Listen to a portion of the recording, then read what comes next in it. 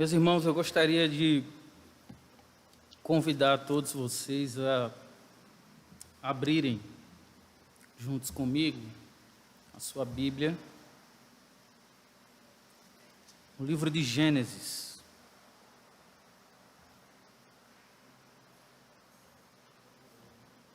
Gênesis, capítulo de número 3.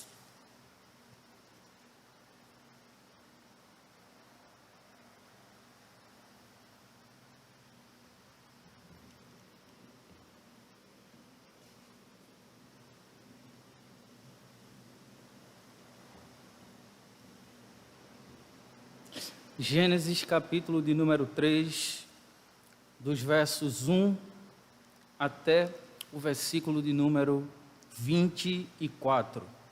Gênesis, capítulo 3, dos versos 1 ao verso 24. Diz assim a palavra do Senhor: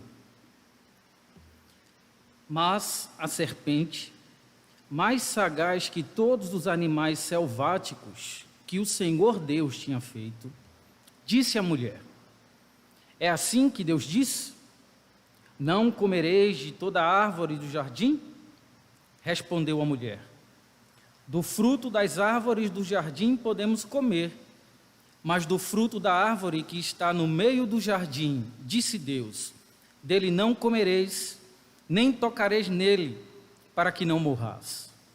Então a serpente disse à mulher: É certo que não morrereis, porque Deus sabe que no dia em que dele comerdes, se vos abrirão os olhos, e como Deus sereis conhecedores do bem e do mal. Vendo a mulher que a árvore era boa para se comer, agradável aos olhos e árvore desejável para dar entendimento, tomou-lhe do fruto e comeu, e deu também ao marido, e ele comeu. Abriram-se-lhe então os olhos de ambos, e percebendo que estavam nus, coseram folhas de figueira e fizeram cintas para si. Quando ouviram a voz do Senhor Deus, que andava no jardim pela viração do dia, esconderam-se da presença do Senhor Deus, o homem e sua mulher, por entre as árvores do jardim.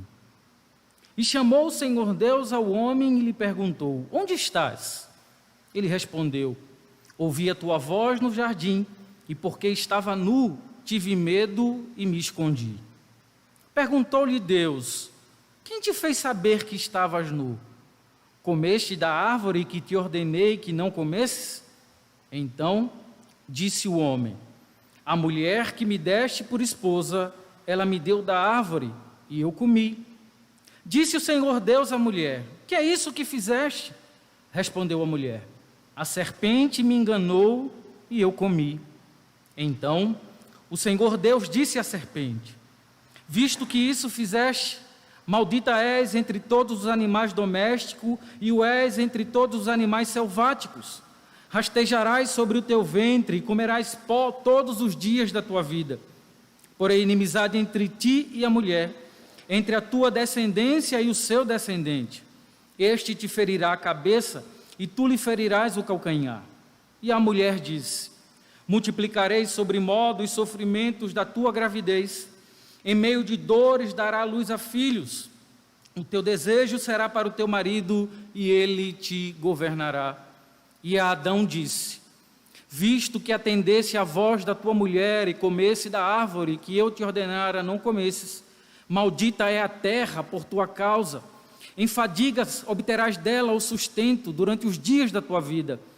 Ela produzirá também cardos e abrolhos, e tu comerás a erva do campo. No suor do teu rosto comerás o pão, até que tornes a terra, pois dela fosse formado, porque tu és pó, e ao pó tornarás. E deu o homem o nome de Eva à sua mulher, por ser mãe de todos os seres humanos. Fez o Senhor Deus vestimento de peles para Adão e sua mulher, e os vestiu. Então disse o Senhor Deus: Eis que o homem se tornou como um de nós, conhecedor do bem e do mal. Assim que não estenda a mão e tome também da árvore da vida, e coma e viva eternamente. O Senhor Deus, por isso, o lançou fora do jardim do Éden, a fim de lavrar a terra de que fora tomado. E expulsou o homem, colocou querubins ao oriente do jardim do Éden, e o refugir de uma espada que se revolvia para guardar o caminho da árvore da vida. Vamos orar a Deus nesse momento.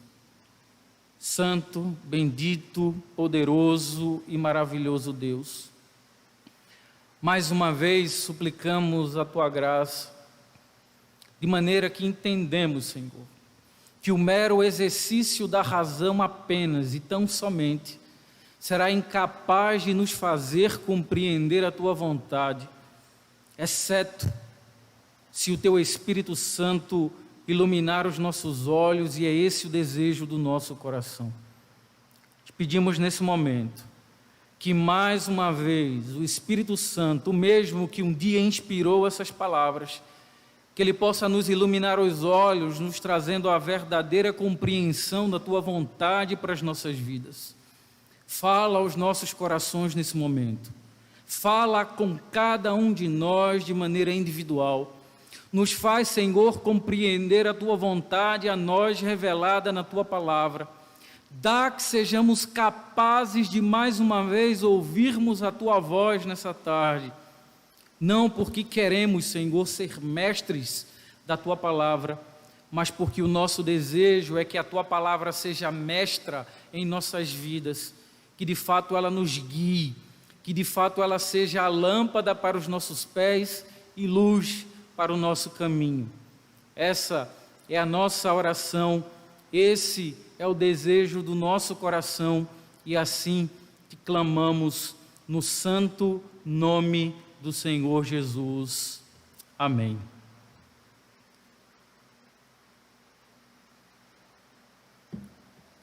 Queridos irmãos, nós estamos vivendo um período difícil de isolamento, de separação, onde nesse momento os pais estão muitas vezes separados dos filhos, filhos separados dos seus pais, irmãos separados. Nós, como igreja, precisamos estar fisicamente separados uns dos outros. Às vezes temos que trabalhar até mesmo separados, muitos estão trabalhando em casa. O contato com as outras pessoas nesse período ele tem sido evitado. Estamos vivendo um momento literalmente de isolamento e de separação. Porém, todos nós sabemos que esse período em que estamos enfrentando essa separação e esse isolamento é um período que terá um fim. Ele não será um período eterno, embora ele está sendo longo e muitas pessoas estão sentindo a dificuldade de estar separado das outras pessoas, mas esse é um período passageiro, é uma fase que irá passar, e rogamos a Deus e pedimos a Ele que esses dias sejam abreviados, para que o mais rápido possível nós possamos voltar a ter contato com as outras pessoas. Me arrisco a dizer que nós aqui do Nordeste sentimos mais a dificuldade de não termos as pessoas perto para abraçar, para apertar as mãos, de coisa do tipo. Nós estamos literalmente vivendo um período de afastamento social. Hoje eu gostaria de falar de uma separação, de um afastamento. Porém, a separação e o afastamento que eu gostaria de falar hoje não é uma separação e um afastamento que se dá apenas numa fase como essa de uma pandemia. Mas eu gostaria de falar de uma separação e de um afastamento que para algumas pessoas ele é eterno, ele não tem fim. É o nosso afastamento e a nossa separação para com Deus que tem gerado outros afastamentos e outras separações. Gostaria de iniciar a minha fala de hoje dizendo aos irmãos que a narrativa de Gênesis, principalmente o capítulo 1 e 2, ela não está aqui literalmente para nos explicar cientificamente a origem do universo, até porque Moisés está literalmente demonstrando para a gente um universo criado a partir do nada, Deus trazendo à existência aquilo que não existia tão somente com a sua palavra. Nem tampouco, por exemplo, esses capítulos 1 e 2 de Gênesis, que antecede o capítulo 3 que nós lemos, ele tenta explicar o conceito de Deus de uma forma filosófica. Antes de tudo, a Bíblia já nos apresenta a Deus como sendo o Criador de todas as coisas. A Bíblia parte do pressuposto de que Deus existe e que Ele é o Criador absoluto de tudo. E ela visa nos revelar tão somente esse Deus e como nós seres humanos somos, como nós nos originamos e como nós devemos nos vincular ao Criador.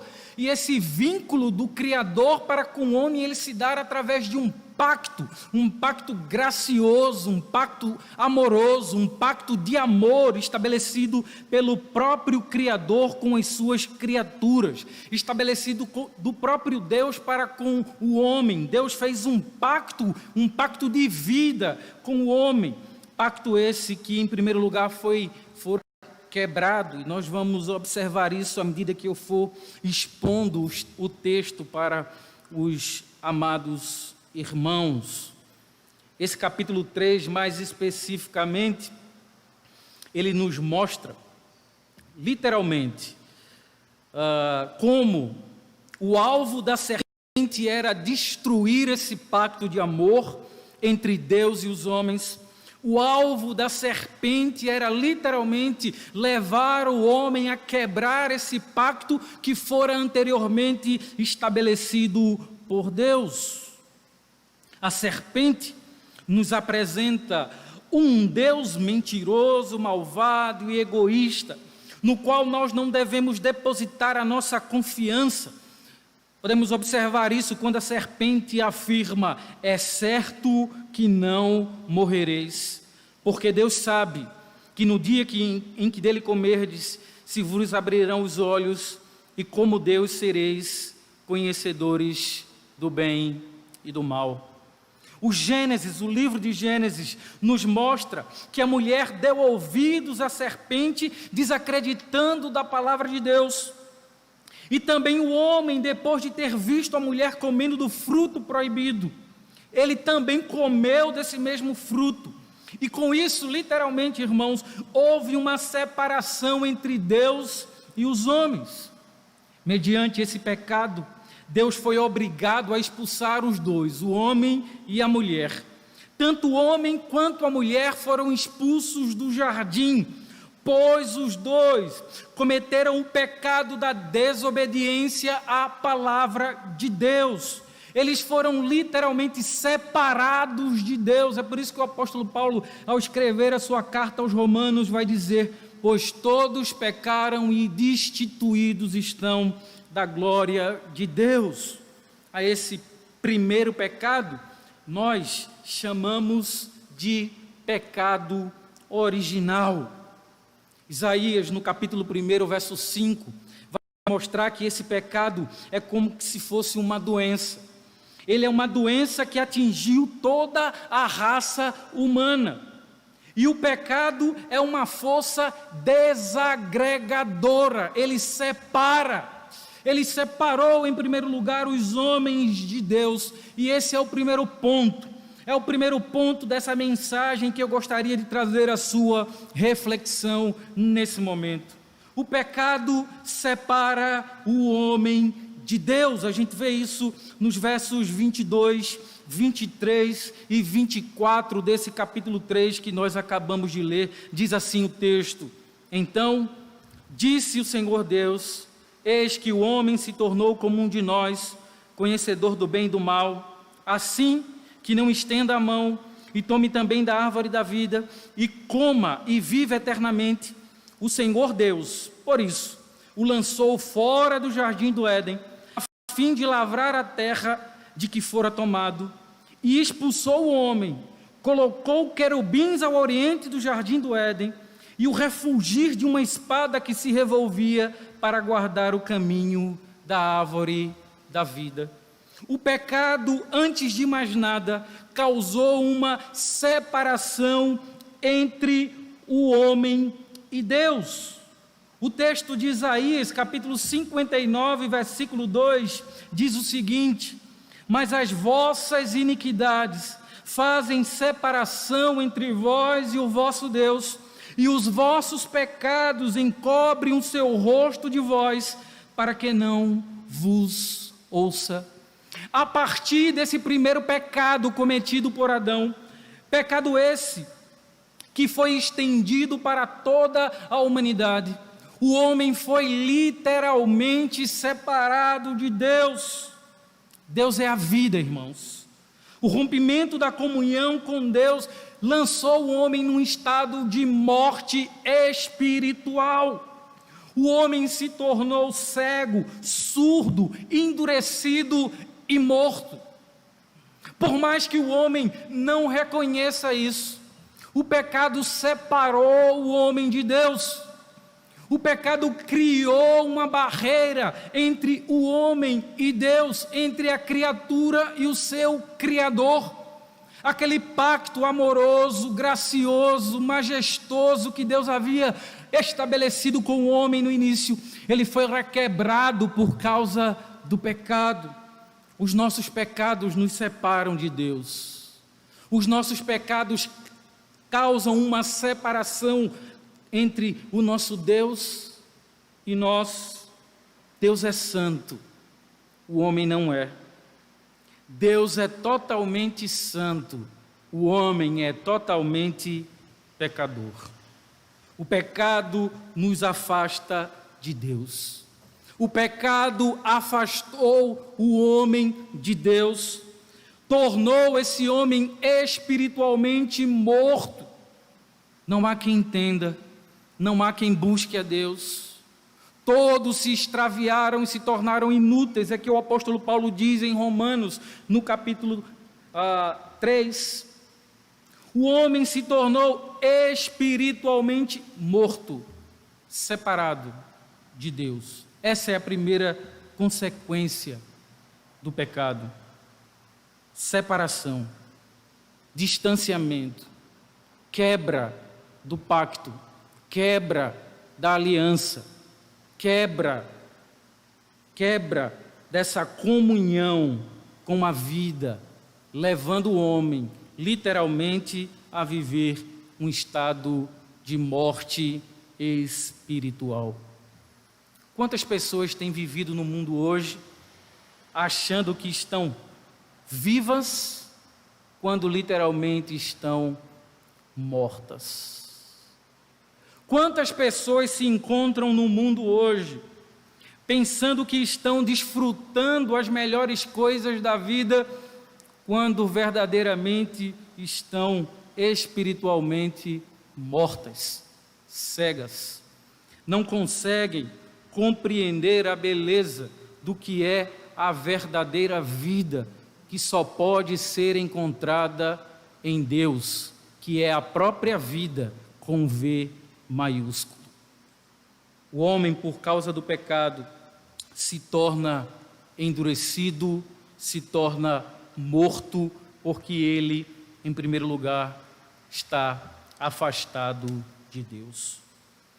O segundo ponto da nossa reflexão é que essa separação causada por causa do pecado entre o homem e Deus causa uma separação também entre o homem e ele mesmo. Observe o que diz o verso 7. Abriram-se então os olhos de ambos, e percebendo que estavam nus, coseram folhas de figueira e fizeram cintas para si. O homem começa agora a sentir um sentimento de culpa, um complexo talvez de inferioridade. A partir de agora o homem já não se reconhece como deveria se reconhecer, ele já não se aceita como ele deveria se aceitar. O homem passa a viver uma vida agora de autocompaixão, buscando uma autoaceitação, porque na verdade o homem separado de Deus, ele não sabe quem ele é. Calvino, escrevendo as suas Institutas, Na verdade, repetindo aquilo que Agostinho já disse anteriormente nas suas confissões, ele vai afirmar que o homem só é capaz de saber quem de fato ele é quando ele, na verdade, antes de tudo, conhece a Deus. É somente conhecendo a Deus e sabendo quem Deus é que o homem vai saber de fato quem ele é. A maioria dos problemas existenciais que existem hoje no mundo, a maioria das pessoas que já não encontram mais significados para a sua vida, a maioria das pessoas que nos dias de hoje cometem suicídios e que vivem suas vidas debaixo de uma depressão constante, é porque não sabem quem são, e não sabem quem são porque não conhecem a Deus.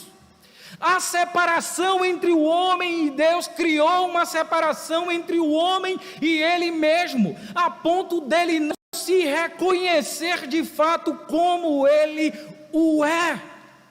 Muitos problemas que nós enfrentamos hoje no século 21 é por conta dessa separação entre o homem e Deus, que criou essa separação entre o homem e Ele mesmo.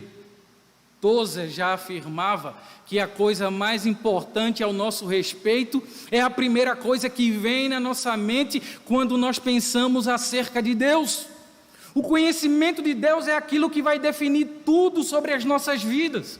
É o conhecimento de Deus que vai definir como nós vivemos, o que nós comemos, como nós cantamos, como nós nos divertimos, como nós adoramos a Deus, como nós oramos e até mesmo como nós morremos. O conhecimento de Deus é a coisa mais importante para as nossas vidas. E eu preciso fazer um adendo. Eu não estou falando aqui em conhecer sobre Deus.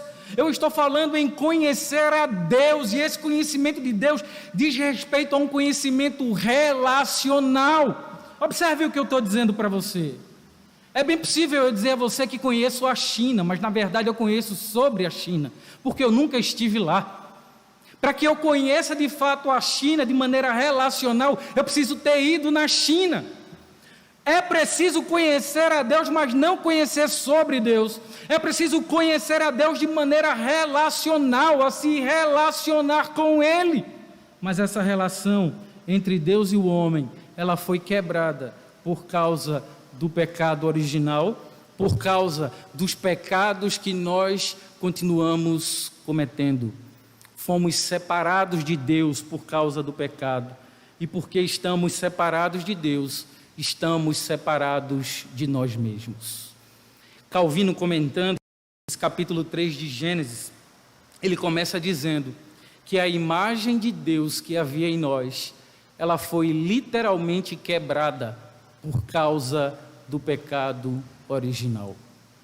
Ela não foi apenas manchada, foi literalmente quebrada.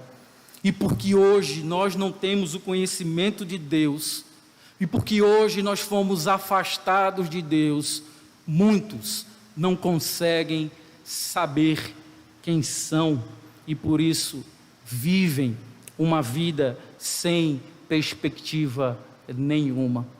Não encontram fundamentos nessa vida, não encontram o porquê viver e por isso preferem deixar de existir nesse mundo. Então, o segundo ponto dessa reflexão: o pecado não apenas separou o homem de Deus, mas ele também separou o homem dele mesmo. O terceiro ponto que eu gostaria de fazer você refletir comigo a partir do texto que nós lemos, é que o pecado não só separou o homem de Deus e nem só separou o homem dele mesmo, mas o pecado separa o homem do próximo. Versos 12 e 13 nos diz o seguinte: então disse o homem: a mulher que me deste por esposa, ela me deu da árvore e eu comi. Disse o Senhor Deus à mulher: que é isso que me fizeste? Respondeu a mulher: a serpente me enganou e eu comi. Por conta da nossa separação para com Deus, por conta da nossa separação conosco mesmo, o pecado também causa a separação entre o homem e o seu próximo. A partir desse momento, o que nós vemos é o primeiro problema conjugal. O homem colocando a culpa na mulher por causa do seu próprio pecado. A partir desse momento começa a entrar no mundo o ciúme, o ódio, a amargura, a inveja, a frieza, acusações, morte. Mas na frente, nas Escrituras, no verso 4, nós vamos encontrar um irmão matando o outro. E literalmente isso é fruto dessa separação que o pecado causa entre o homem e o outro homem. O pecado nos separa. E por conta dessa separação, homens odeiam outros homens. Por causa dessa separação, homens têm inveja de outros homens. Por causa dessa separação, homens querem matar outros homens. A Bíblia está repleta de histórias como essas, que nos mostram o quanto o pecado tornou o homem mau, de maneira que o homem agora também está separado do seu próximo. Lembra que o Senhor Jesus, ao resumir os mandamentos, ele diz: amarás o Senhor teu Deus sobre todas as coisas e ao teu próximo como a ti mesmo. Dificilmente as pessoas têm amado como devem amar. Amado ao próximo como o amor do Senhor Jesus. A Bíblia diz que nós devemos nos alegrar com os que se alegram e chorar com os que choram. Eu queria dizer uma coisa para você: é muito fácil a gente chorar com os que choram, porque nesse momento a gente se coloca no lugar dele e a gente sente a dor dele. Mas cada dia está se tornando mais difícil as pessoas se alegrarem com aqueles que se alegram. Muitas pessoas têm sentido inveja nos seus corações com a alegria dos outros, quando na verdade deveria entender que a alegria do próximo deve ser a nossa alegria. Já imaginou? E literalmente isso acontece. Pessoas na igreja sentindo inveja de outros irmãos porque estão sendo abençoados por Deus a ponto de dizer: só esse irmão é abençoado, eu também não sou.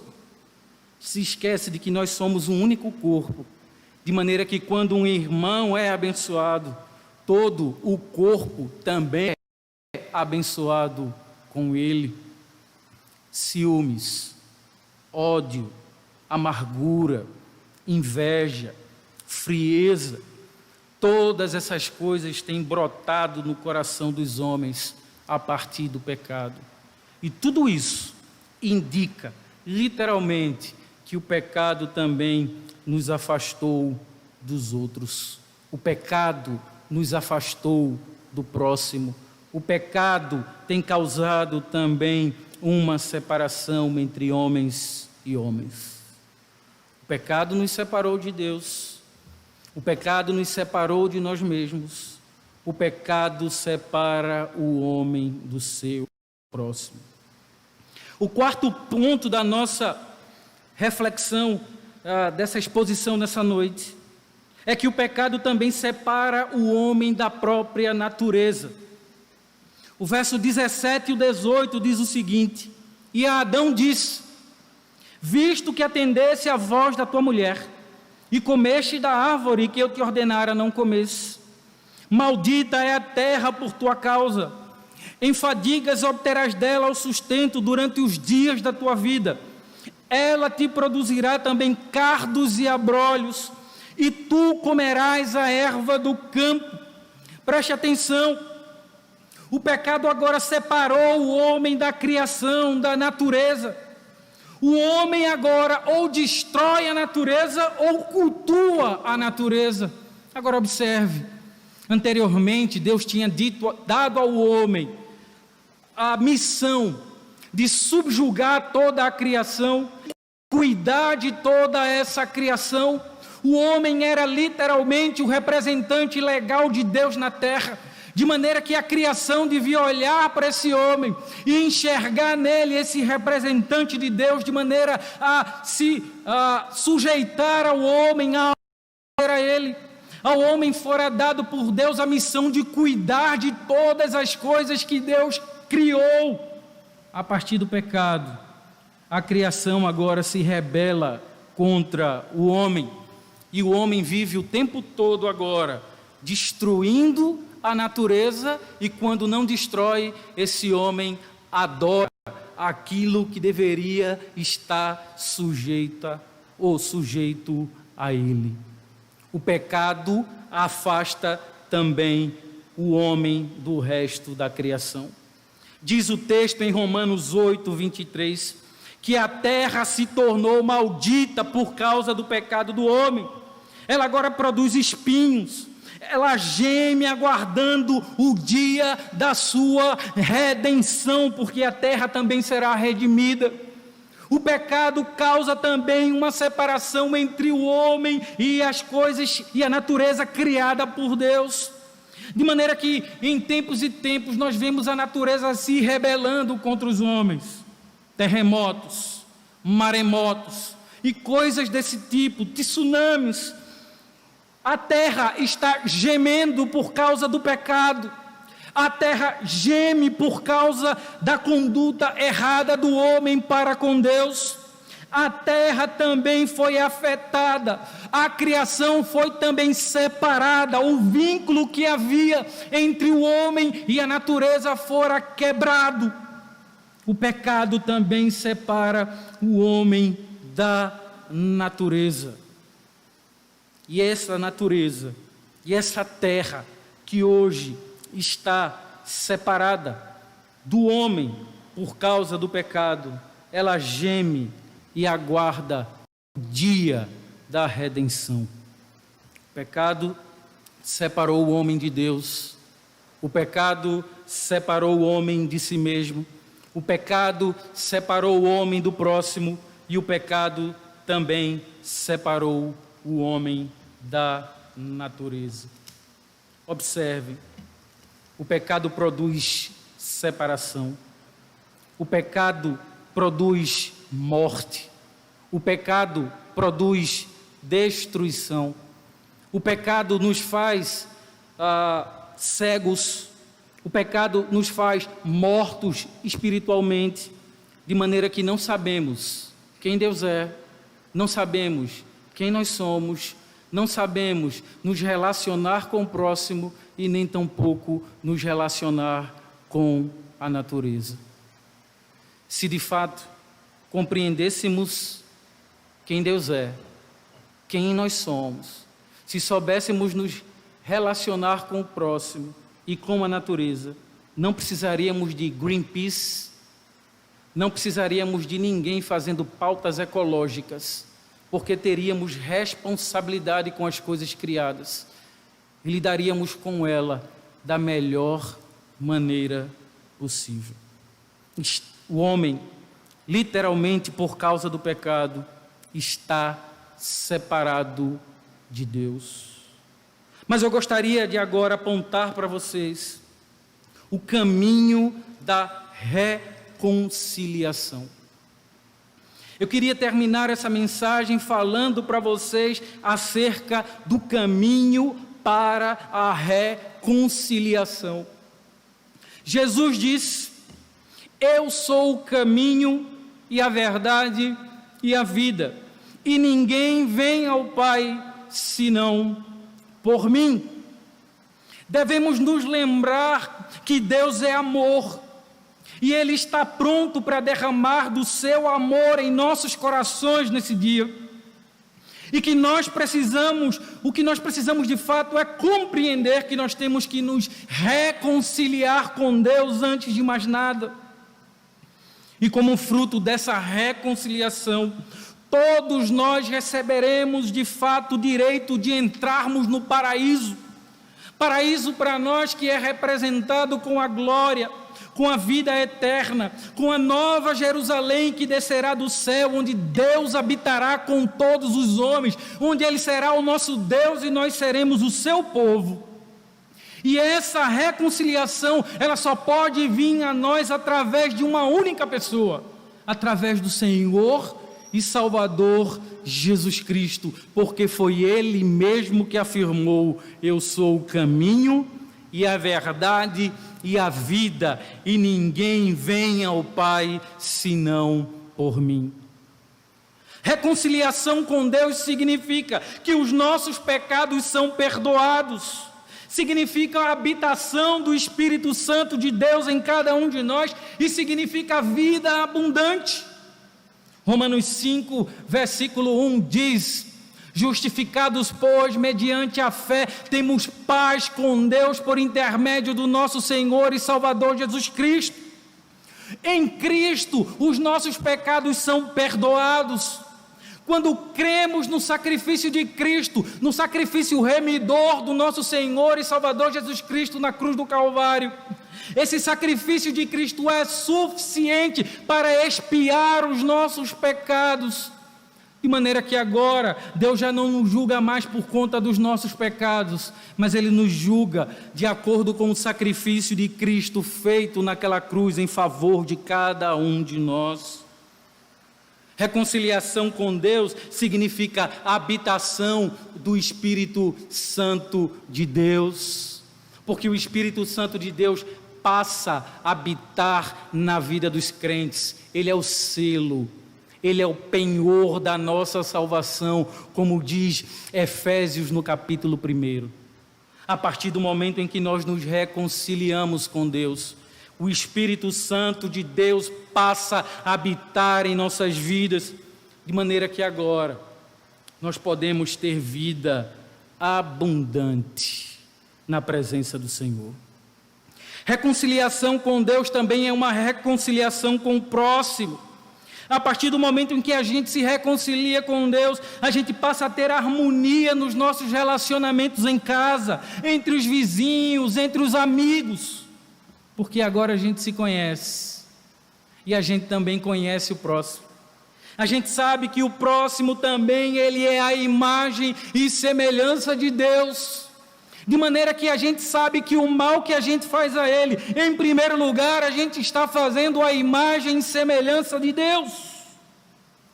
Reconciliar-se com Deus traz harmonia nos nossos relacionamentos, sabendo que a gente só vai estar bem se o próximo também estiver, sabendo que a nossa felicidade passa pela felicidade do outro. Reconciliar-se com Deus é também se reconciliar consigo mesmo, porque agora nós sabemos quem somos. Somos o seu povo, rebanho do seu pastoreio, ovelhas do Supremo Pastor, aquele que deu a vida em favor de muitos, dos quais nós estamos incluídos. Sabemos que somos filhos de Deus, porque a Bíblia nos diz no Evangelho de João: mas a todos quantos o receberam, foram feitos filhos de Deus, a saber, os que creem no seu nome. Traz também reconciliação com a natureza, porque agora sabemos que nós somos mordomos da criação de Deus e não predadores dessa criação. Sabemos que não devemos adorar a criatura, mas sim o Criador. Mas, todavia, devemos, como mordomos, tratar a criação, porque foi esse o desejo de Deus para as nossas vidas. Essa é a mensagem da palavra de Deus para os nossos corações nessa tarde e noite. O desejo de Deus para as nossas vidas é que nós nos reconciliemos com Ele. E se você ainda vive uma vida separado de Deus, se você ainda vive uma vida distante de Deus por causa dos seus pecados, esse é o momento de você correr para o Filho, como diz o Salmo capítulo 2. Corra para o Filho, beije o Filho, ame o Filho.